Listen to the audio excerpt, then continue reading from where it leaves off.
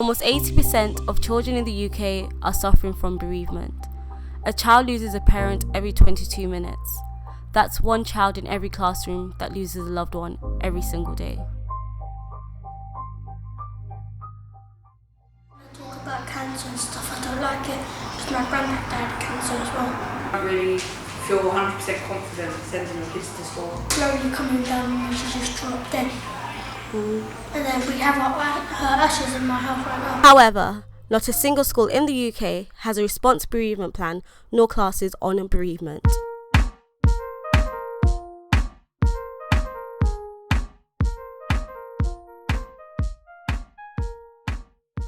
A recent study was conducted this year by Cambridge University's Faculty of Education department alongside the bereavement charity Winstons Wish.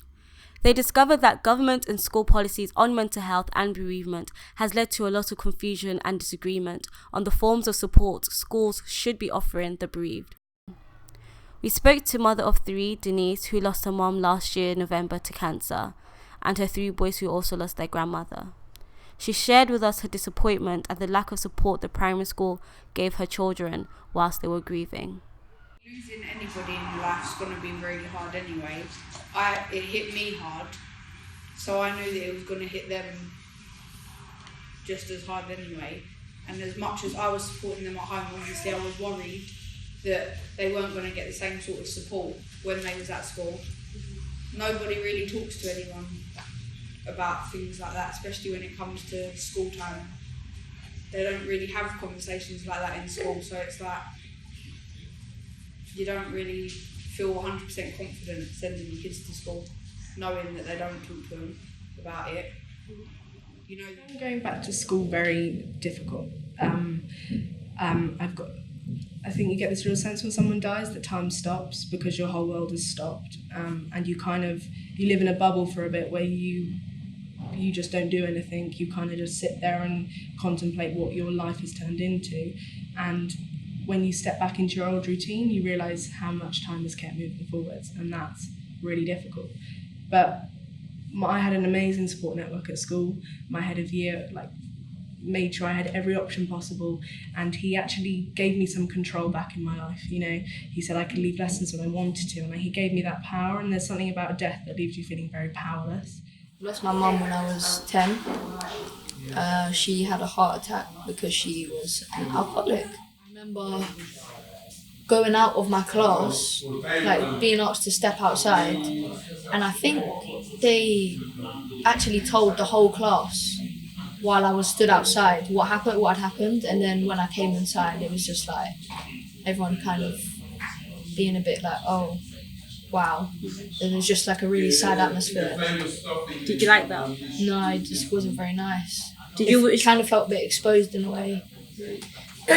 According to recent findings, 1 in 10 children find it extremely difficult to go back into their normal school routine as they feel different from the rest of their classmates after experiencing traumatic loss. We spoke to educational researcher from Cambridge University, Martin Leache, who gave us more insight into this. I found in my research is that, and it makes sense that children are seldom prepared for the experience of bereavement. They haven't been taught about this. They don't have any previous experience on loss. So they often go from being in a home who has been relatively safe, something well known, and a comfortable place. And suddenly the remaining parent might be in severe grief, and there might be a lot of chaos in that family. So it's not uncommon that there is a desire to return to school, to get back to a place that's normal, where everything is as it used to be.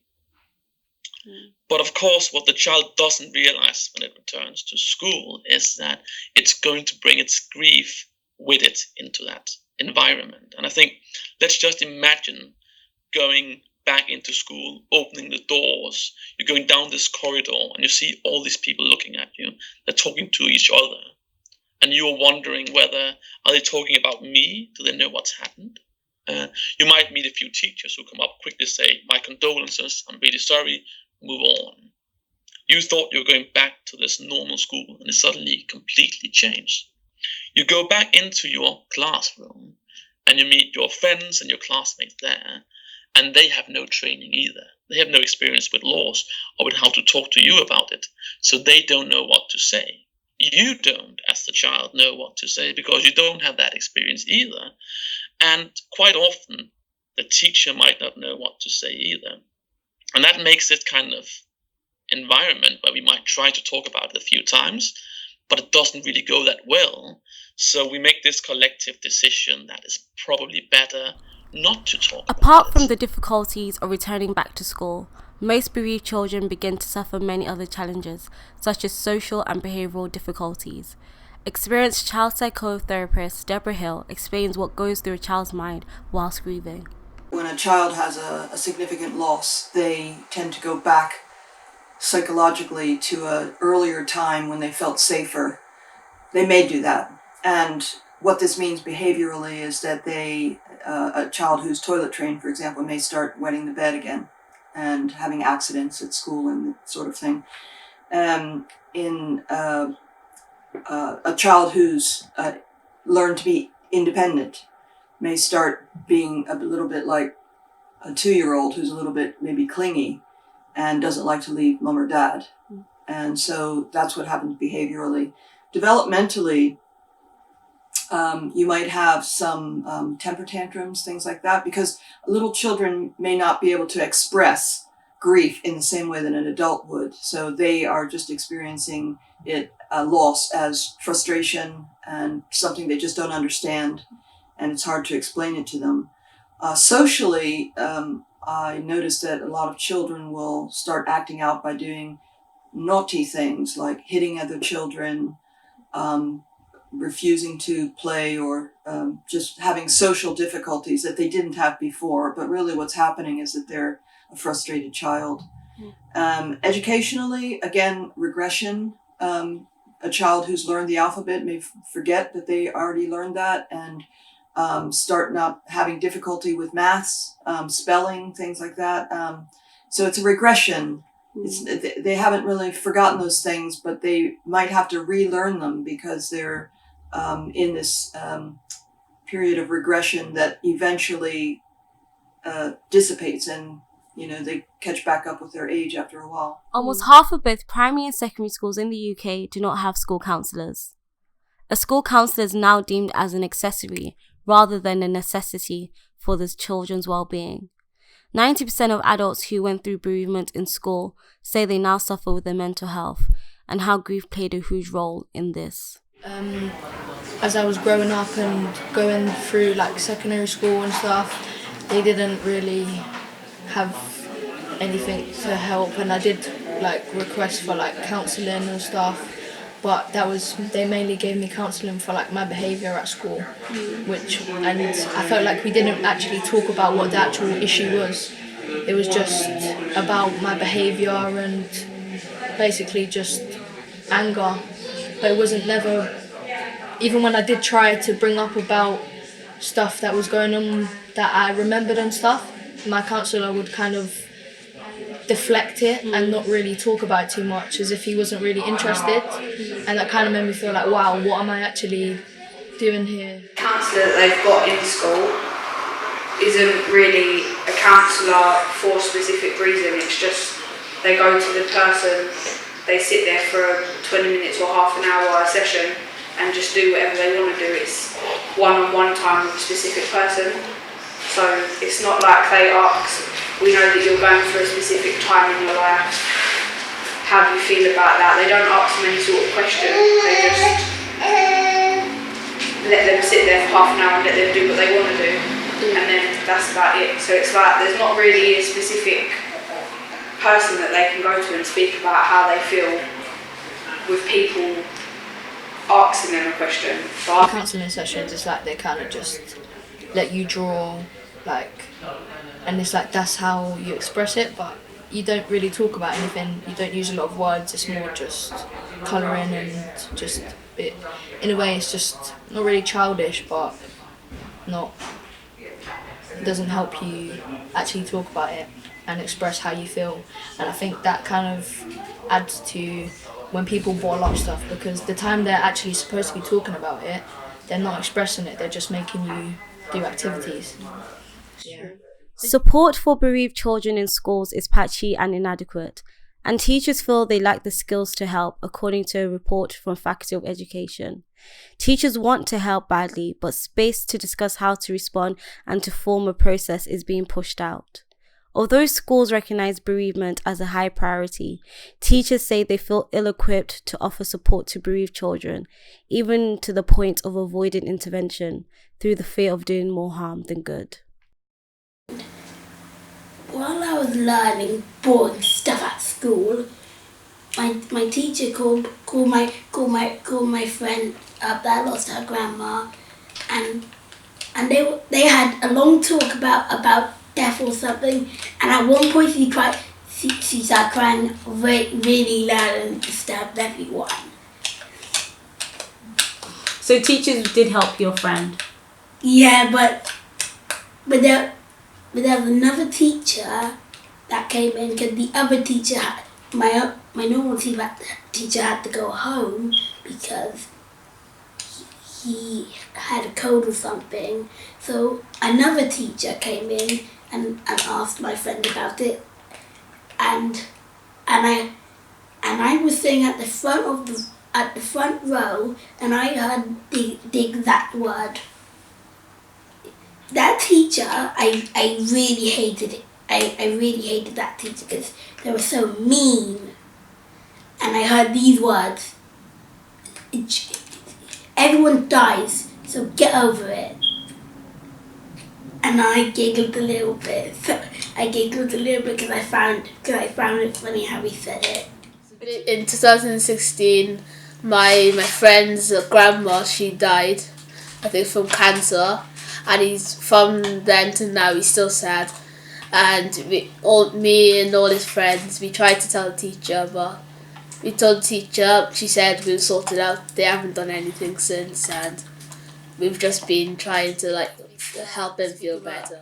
I'd love the teachers to speak about loss more, so then we would understand it, and then we will get to forget about all the stuff that's happened in the past, and we'll be all happy again. And then, in order to provide support in school for the bereaved, as teachers, we could do with some more training. However, in terms of general classroom teachers, it would be hard to be able to fit in that time to deal with it if it was one-to-one. I think there could be some training for how we deal with the idea of loss if it comes up in our subject matter, because I know some teachers may feel uncomfortable or just not very confident in dealing with that, especially if they are aware that there are some students in their class who have experienced loss. It's such a sensitive topic, and it can lead to all of these things that we're speaking to today about, mental health and identity issues, all of the things that we are happy to do workshops and stuff on in school. This kind of thing, if it's not dealt with in the appropriate manner, can lead to all sorts. So it's a very sensitive topic that is usually left for professionals. It's also usually left for those who are emotionally attached to the child, so that they can show empathy and not say it in a way that, brings about even more grief. In an age-appropriate way, we need to talk to the children and help them to understand what's happened. So this thing about protecting children sometimes makes them feel very confused. Children's grief is an adult responsibility. And we're also very keen to kind of teach our teachers that it's okay if you as a teacher can't handle dealing with a bereaved child, but then you have to make sure someone else does. There are studies from the UK who have shown that quite a lot of British teachers are afraid of taking contact to a bereaved child because they don't want to upset it any further. But of course, you and I know that that child is already upset, so you can't really make things any worse. But still, there is that kind of social worry of having to engage a child in case of making it more sad. So I think that actually two things have to be in place. First of all, it's quite important that every teacher who are in contact with a bereaved child have the basic skills to make sure that child's needs are being met while in school, and there is a good environment for that child in the class where we are dealing with that bereavement, where it doesn't have to be something hidden, something the child feels is a burden it has to carry on its own.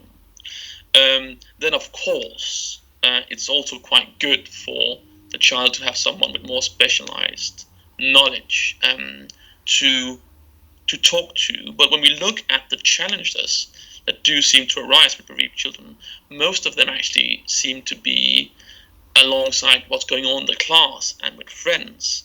So I think that the first step is actually making sure that the schools provide a general environment where the loss is not something that should make you feel different, and that is not something that you should feel like you cannot talk to anyone about.